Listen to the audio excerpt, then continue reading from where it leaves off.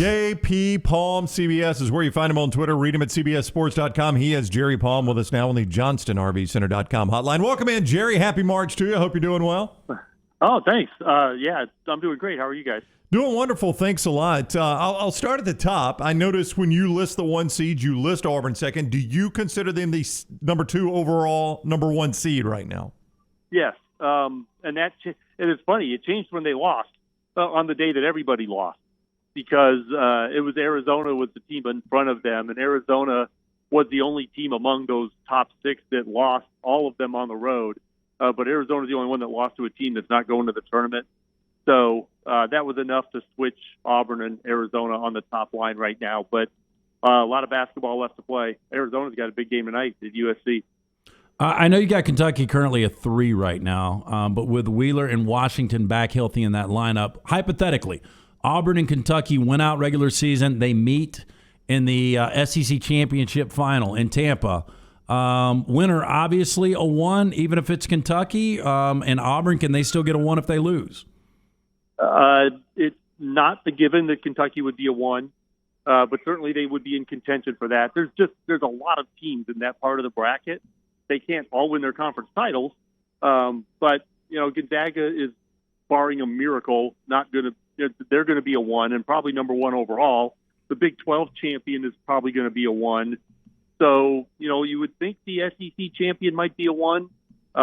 Big 10 champion could be a 1. Arizona's in play. There's just a lot of teams in play to say for sure that Kentucky would be a 1. But Auburn, yes. Auburn wins the SEC.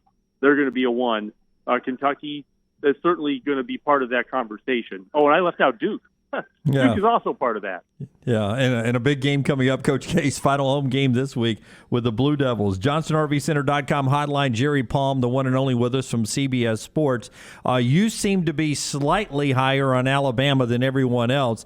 What impresses you most about what Alabama has put on paper so far this year? Well, the thing that really stands out is their strength of schedule. Now, they've played a tremendous schedule. No quad 4 games at all on the schedule, which is remarkable. And they've done very well. Other than the Missouri and Georgia losses, they've been pretty good. And lately, they've been starting to stack some wins. So, Alabama, I think, is in pretty good shape. The committee just now, 9 days ago, had Alabama at just outside the top 16. Well, the way things have broken since then, they've crept into the top 16. Nothing has happened to Alabama to make me think that they should be lower than they are.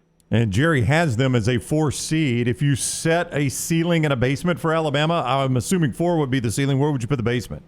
Well, I don't know. If Alabama wins out and wins the SEC tournament, they'll do better than 4. Wow. Oh, wow.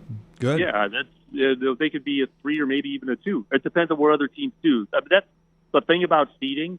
It's hard to analyze in a vacuum because it's never just about you. It's always about what do other teams do. I haven't got Alabama's schedule in front of me for the rest of the regular season, but if you talk about losing 3 in a row here to end, then they could fall down closer to the middle of the bracket. Number 25 is a 7 seed, so they're probably around the bottom of the top 25 if they lose 3 in a row here. Houston, Final Four team last year. I know they lost their best player, Marcus Sasser. They're still 24-4. I watched them this past weekend against SMU. They were dominant. They're a top 15 team in both polls. You've got them as a 6 seed, though. Is this all Sasser related and the fact, I guess, that they don't have any great wins?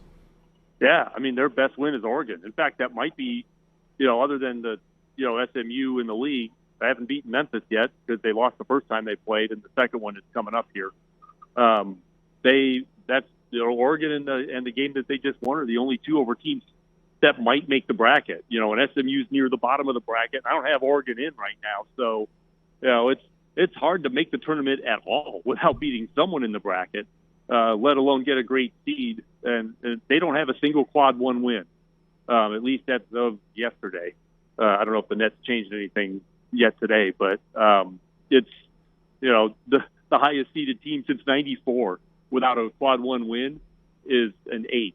Houston's not going to be an 8. They're going to be better than that. Wow. Regardless. But their resume doesn't stack up to their metrics.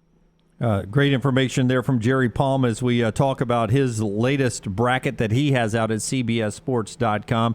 I watch LSU lose a lot of basketball games lately, and they're still hanging in there with for a team that's lost as much basketball as they have, a really good seed. I don't want to help anybody win their office pool here, but LSU seems to be overseeded to me. Why are they still a 7 in Jerry Palm's bracket? Well, because they're losing to good teams for the most part. And so, you don't get hurt as badly when that happens. But, yeah, they've been really scuffling. They haven't been healthy. Pinson had been out. I don't know if he's back or not. But, it's really been a struggle for them of late. But they're creeping down the bracket. They're not flying down the bracket because, the SEC has got pretty good teams in it. And so it helps sort of mitigate the slide.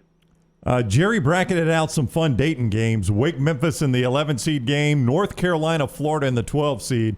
Carolina avoided absolute disaster in overtime last night. A loss to Syracuse would have been brutal for them.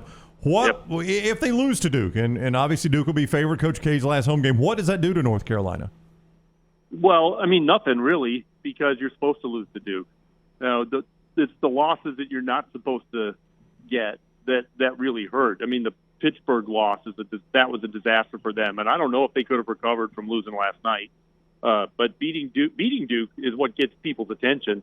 Losing to Duke, that just makes them 0-8, or maybe it's 1-8 now against Quad 1 teams. And the one is Virginia Tech, and they're probably not going to the tournament. So, it's just another loss that North Carolina would be expected to take, and then we'll see what they do in the conference tournament. But right now, the only team they've beaten that's within a sniff of the bracket is Michigan.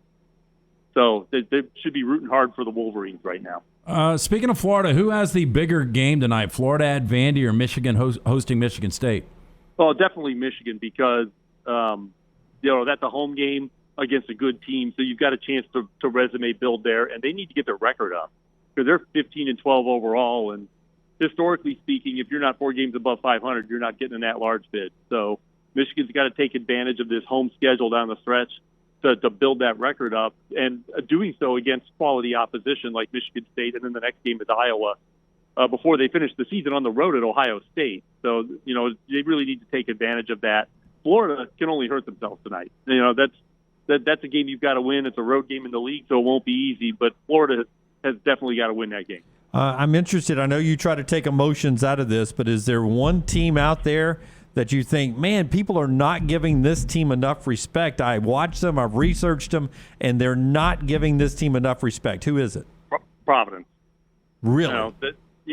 Because their metrics have not been kind to them. Providence wins games, but they don't win by a lot. And if you're looking at Ken Palm or Sagarin or even the net, those are pretty heavily influenced by margin of victory. So the metrics don't seem to like Providence very much because they're not putting up big numbers, but they've won the Big East, which is a very good league this year. So I don't know how you can not be impressed with it, but people don't seem to give Providence much respect. Jerry has Providence as a 2 seed. Unfortunately, they'll be upset by 15-seed Jacksonville State. That is bad for Providence. I hate to tell them. You got a Jack State grad right That's there, right. man. My alma mater going to pull the upset there. Jerry, thank you so much for the time. We encourage everyone to follow JP Palm CBS on Twitter and go read him at CBSSports.com. Thanks, Jerry. All right, thank you. All right, take care. Jerry Palm with us on the JohnstonRVCenter.com hotline. It is March. That means bracket time, and Jerry's really good at what he does. Does it every day. That's what I like about him. As you said earlier, Dunaway, he's going to give me something every day. I don't have to wait.